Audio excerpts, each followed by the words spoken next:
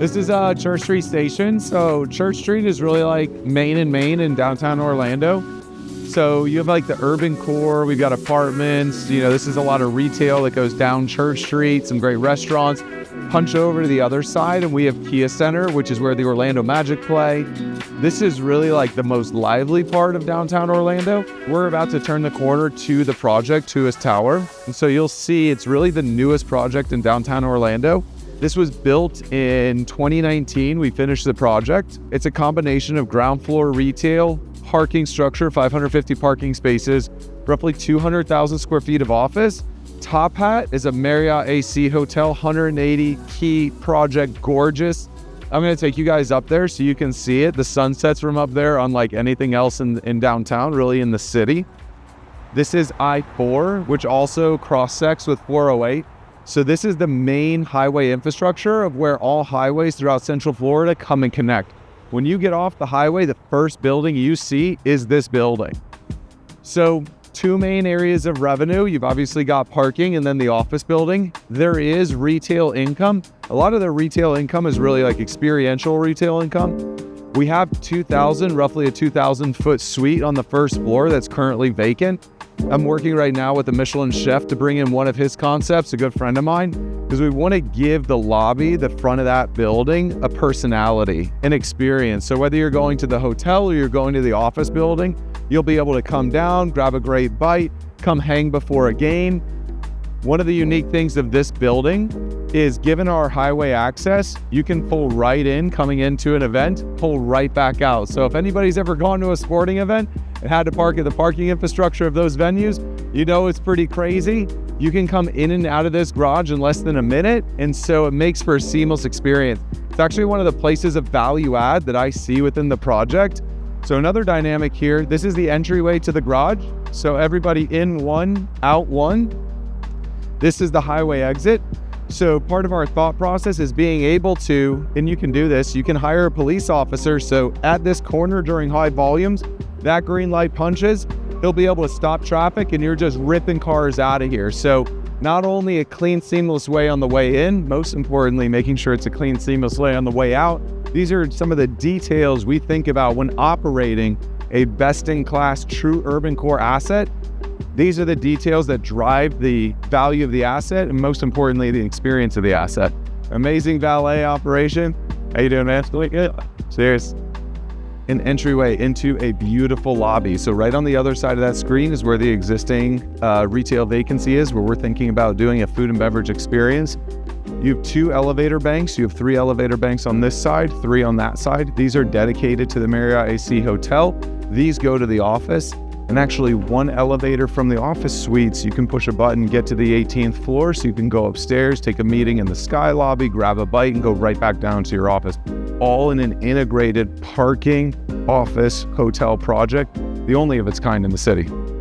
So down here, I am here every single day. We've got an amazing craft coffee, Foxtail Coffee. Another great place to come and have a meeting. When you step out here, Sunrail train station. So as you can see, all this is the traditional office stock, all on the other side of the rails. Not that that's that big a deal, but when it comes to ingress and egress out of downtown into your office building, you work at any one of these office buildings, it can take you 15, 20 minutes just to get out of your garage onto that street. Here, it's 1 to 2 minutes and you're on and back home. So I wanted to take everybody up to a typical office footprint. We're actually on the 8th floor.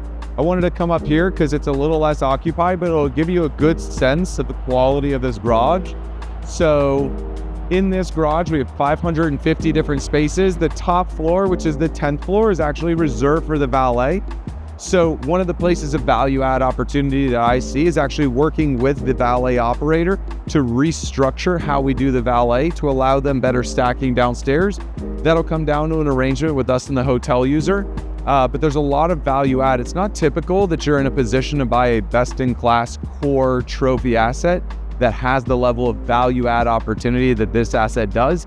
The pro forma that we put forward, I would argue, is a very conservative pro forma that allows us the opportunity to outperform. In any of our deals, we always want to underpromise and overdeliver, and that comes down to making sure that those numbers are represented in a way we are highly confident we can achieve those, not just putting numbers on a board to get people excited, but that's really our benchmarks of success. As you can see, when you're building best-in-class real estate, it's not just about the bricks and sticks, it's also about the little touches. So here, these are 2 of our 50 cameras on project, all feed into a central network operating command center, 2 full-time security on staff all the time, multiple engineers that are here and in place. Also, after the building shuts down, everything is actually fingerprint card reader, so that the only way you can come into this office project is with your finger touch. It's those little details that really elevate the experience of the project, which again is the only one here in Central Florida that has anything like this. So right now we're in a co-working space called eSpaces, an amazing setup where you can rent everything from a desk to an individual office to a 20 or 30 person office. It allows you the flexibility of starting a team, growing up, growing down. You want to be able to hit in the office game everything from those small tenants and be able to graduate them to larger spaces throughout your office project so that you can capture the life cycle of those businesses. Something we really think about in all of our office projects. So here we're back in the lobby. I'm actually going to take us through the hotel elevator banks. We'll go up to the sky lobby, which is on the 18th floor. Gorgeous 2-story curtain wall, an amazing restaurant and bar upstairs with my favorite feature, a rooftop terrace, the largest and highest rooftop terrace in the city. I mean, just a gorgeous view when you come up here. Beautiful hotel lobby, 2-story curtain wall windows, great living room space. There's the front desk, the floor right above us, event space. As we come out here, this place is popping in the evenings. And I'll tell you, at sunset, there is nothing like the sunset that's here. Beautiful outdoor terrace. Come here, grab a bite, come grab a drink before you go to one of the venues.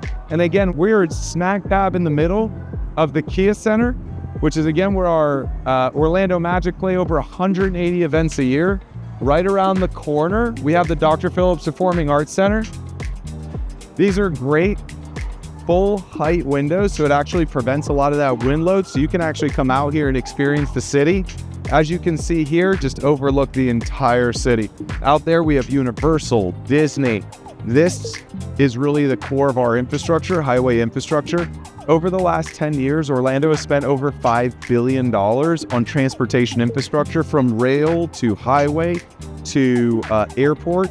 We have the highest spending per capita of infrastructure over the last 10 years than any other city in the United States. All that allows us to bring in 75 million visitors a year and give them an incredible experience. That also brings an incredible economic base to the rest of our city, which drive the value of assets just like this. We're on the 12th floor. As you can see, this is the last large vacancy in this project, and incredible views, great clear height. It's around 14,000 feet. My plan with this is I want to subdivide it into 2, maybe 3 spec suites. So as tenants are coming into the building, that's really where a lot of the action is in downtown Orlando. So I want to go ahead and build it out, 3 different suites, turnkey, ready to go, so that we can grab these smaller tenants. It also allows us to charge a higher rent. So day one objective, we're going to put plans in place to get this fully built out so people can come and enjoy this amazing space, and where we hope to honestly pick up around $800,000 of bottom line revenue, because this 14,000 square feet of space right now is costing the building around $200,000 of operating expenses. So if we can put roughly another $800,000 a year of income plus grabbing that swing, it's almost $1 million to the bottom line. So my objective, let's get this place into production. Let's get this space built out. It's probably going to cost us around $2.5 to $3 million to really do it right. But I know that this tenant and this space is going to lease incredibly well.